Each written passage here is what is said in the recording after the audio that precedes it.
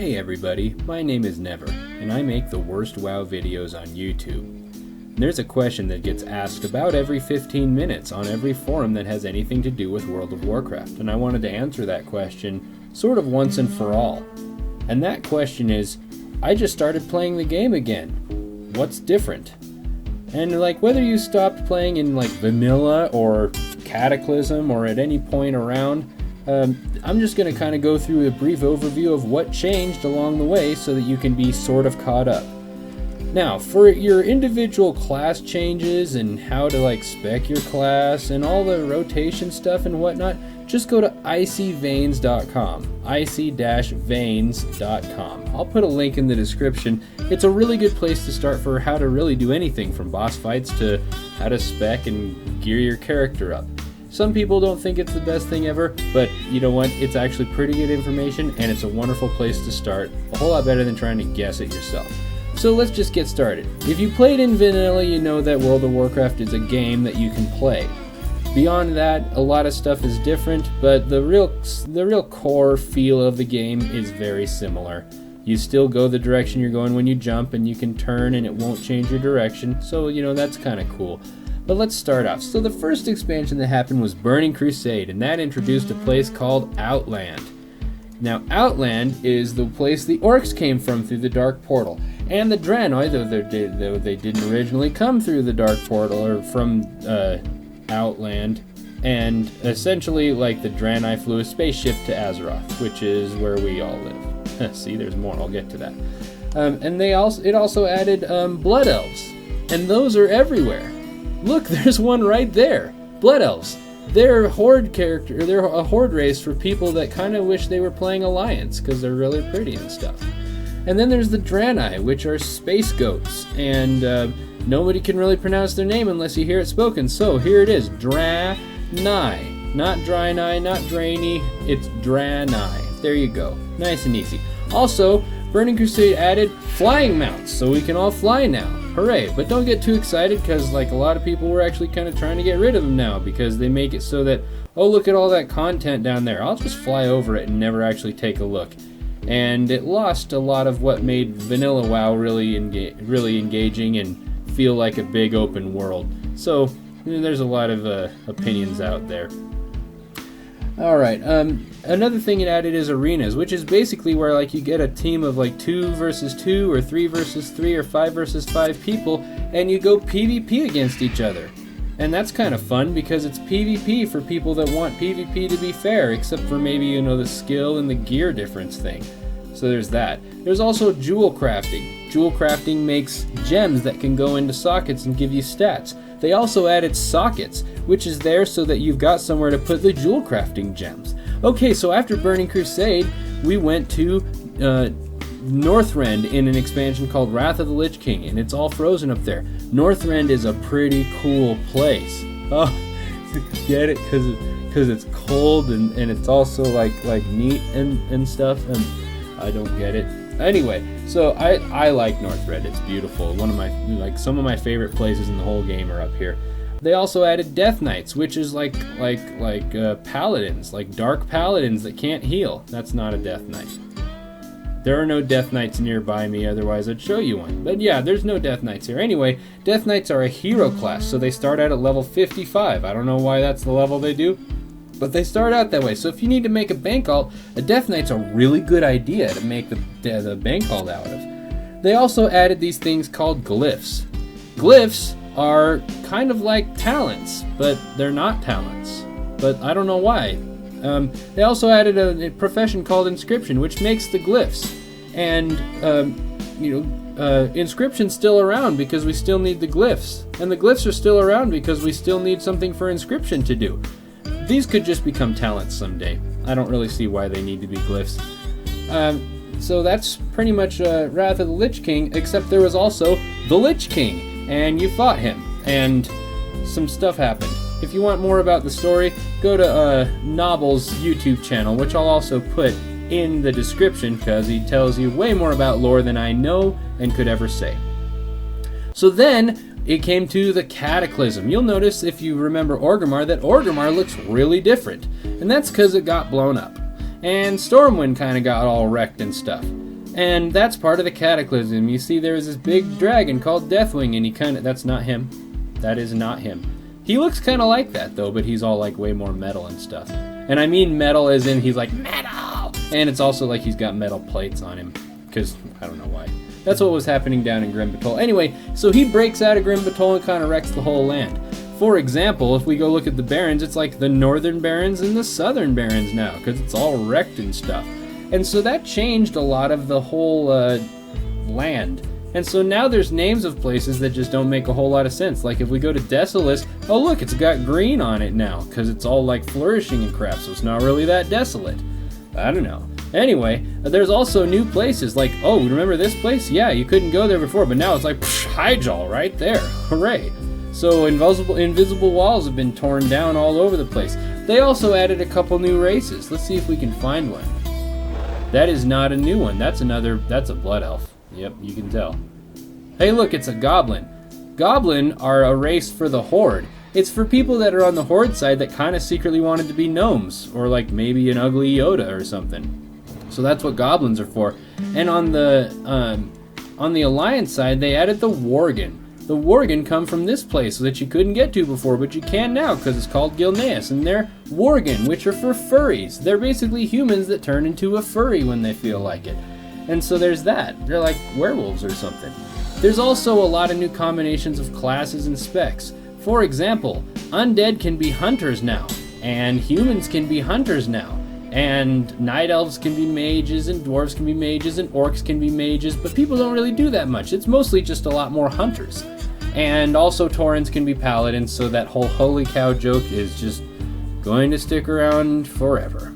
Yep, see, look, here. Oh, that's a warrior. I thought I would get lucky. Oh, look, RP is happening right here. Good on you. I like RP. So there's also, that's pretty much it for Cataclysm. Okay, so then after that came Mists of Pandaria, which added a new continent called Pandaria, which is basically China, but it's farther south and not really any more tropical. I can't figure that out. Also, we whooped Deathwing in the Maelstrom. Yeah, that happened. And that was in Cataclysm. So in Pandaria, they added two things. One is the Pandaren, which are a race of pandas. Let's see if we can find one. There's got to be a panda around here somewhere. That's an orc. Where is a panda when you need one? They're pretty popular. There's got to be one somewhere around here. Alright, here's some pandas. Now the pandas, they can be either Horde or Alliance.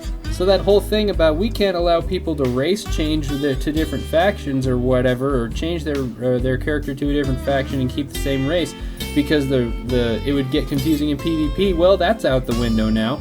So, pretty soon it's going to be humans everywhere. I just know it. Yeah, so there's pandas. And they do panda stuff. There's also a new class they added called the Monk.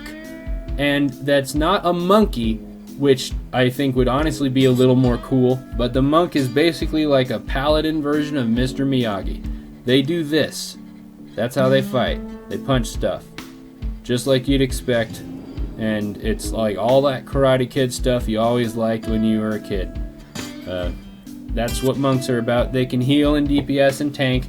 Death Knights, I forgot to mention, can't heal, or maybe I did mention that anyway. They tank and DPS. So yeah, that's monks. And there's also this new thing they added where it's like, oh man, you remember all those little pets that used to like take up all the room in your inventory and in your bank? Well, they don't. They go on this now, which is a thing that shows like, oh look, here's all the pets I have, and here's all the mounts I have, and they're bound to your whole account. So like every character in your account has all the same mounts and all the same pets, and so that's great.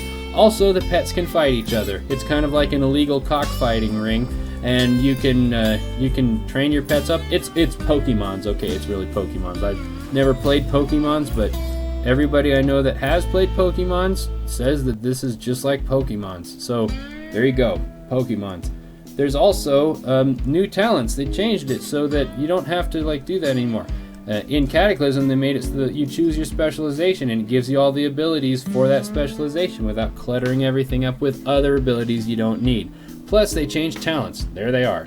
1 talent tree per class, not separate trees for each spec. This means that all of these choices are actually pretty meaningful. Now, at first this seems really sucky, but I actually think it's great. And you'll see that glyphs, they could really just kind of become talents. But it lets you say, oh, well, I'm a guardian druid, but I want Typhoon. Okay, fine, take it. There you go. Hooray. So talents are actually pretty cool now, and there's not a lot of wasted time where it's like, well, you gotta get these talents and then pick between these two and that's it. Instead, it's pretty much pick between all of these, and most of them are pretty well competitive with each other on how good they are. Another thing they added is something called challenge modes, which are kind of like, they're like 5-man dungeons, but they're as hard as Algalon, so they're really, really difficult. Some people might laugh at me by saying they're difficult, but oh no, I think they're pretty freaking hard.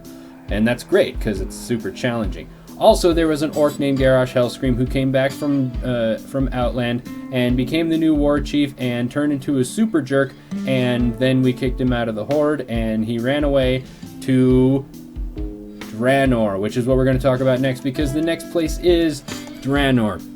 Now, this is actually kind of the same place as Outland, but not, because it's an alternate timeline version of it in the past before it was blown up.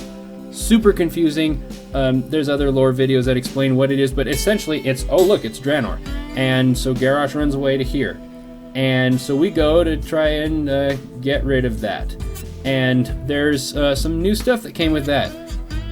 You might have noticed already, but if you haven't played the game since Cataclysm or messed with Pandaria, my character is way more detailed than he used to be. Remember that scruffy, ugly Tauren hair that was up here that looked like it really could use a shower? Look how smooth and pretty I am now. Isn't that great? And everyone looks great. Let's find someone else. Like, you remember those orcs? You remember the orcs, right? What they looked like? Look at that amazing looking orc. I mean, that's a much more detailed orc. I mean, it's not Skyrim, let's not kid ourselves, but it sure looks a lot better than it used to. Blood elves have not gotten made pretty yet. They will in the next patch, but as of the time of this video, Blood Elves are still like Burning Crusade ugliness, but you can bet that everybody's gonna make like female Blood Elves as soon as that patch hits, so enjoy the diversity while it lasts, people. If your class can be a Blood Elf, it's gonna change to a Blood Elf for almost everyone, I just know it. Another thing that they added in Warlords of Draenor is something called Garrison. See, look, I got 2 Hearthstones now. I'm gonna hearth back to my garrison. This is basically like a sort of like an attempt at some form of player housing combined with like companions and stuff, because check it out. Look, I got all my followers here. These are my peeps, and they go like do my business, or what. I can't really talk like that. I'm not good at it. And you can like have them follow you around a little bit and help you fight and stuff, and like, oh, I've got all these buildings, and so it's kind of like a Farmville / real-time strategy / BioWare game thing built into WoW. That's pretty cool. I don't know if they'll keep it around for more expansions, but for now it's pretty fun. It really made some stuff irrelevant, like having mining is pointless now, because look, guess what? I've got my own mine, like right down here. I can just go get ore, and I don't even have mining. So there's that. There's also another thing called the toy box. Remember all those little toy items that used to take up all your inventory space? Well, they're all account bound and here in this tab, so you don't have to have them in your inventory. So that's really nice. Really, really nice. Another thing that they've done is they've changed how raiding works. So raiding has got several different things. So if we look at raid difficulty, for old raids in Wrath of the Lich King, they made it so that every raid comes in both a 10-man and a 25-man version. But then they changed it recently to where there's 3 difficulties. There's normal, which is normal. There's heroic, which is a harder version of normal because like the bosses hit harder and they have more health.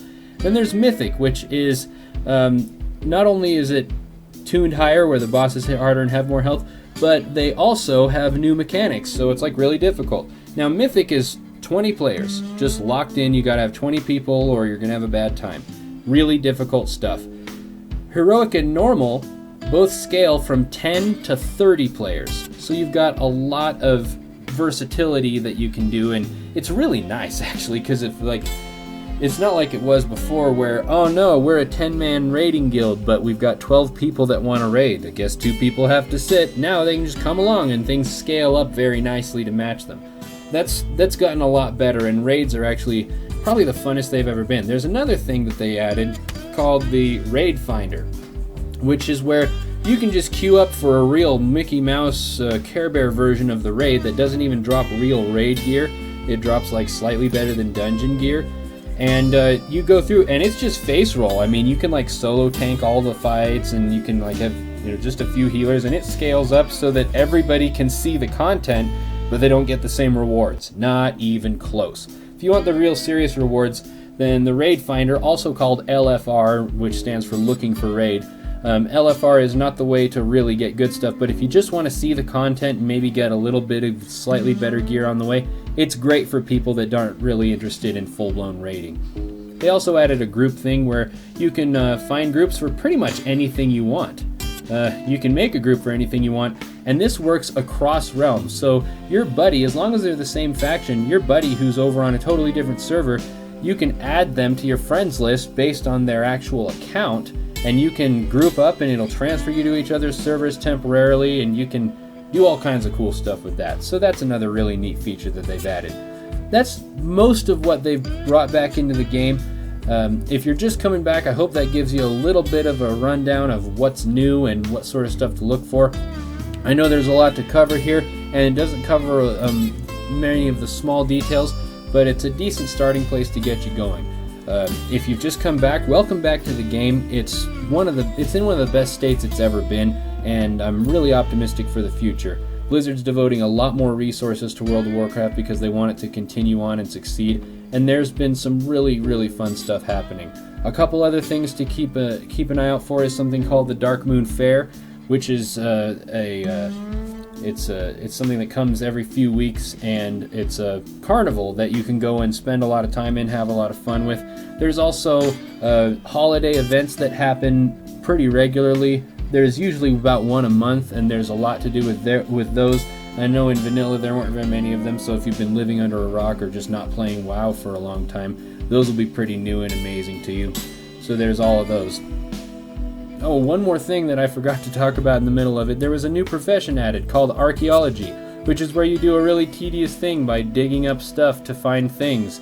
And it gives you some really cool stuff, mostly toys and mounts, but it's really, really painstaking to do. So there's that. Archaeology, in case people ask about it, it takes a long time to level up. If you want some of the rewards for it, it can be really, really, really rewarding when you get it, but the process of doing it is pretty painful. So yeah, that's all the new stuff that I can think of. I hope you've enjoyed it. Thanks for watching. Okay, thanks, bye.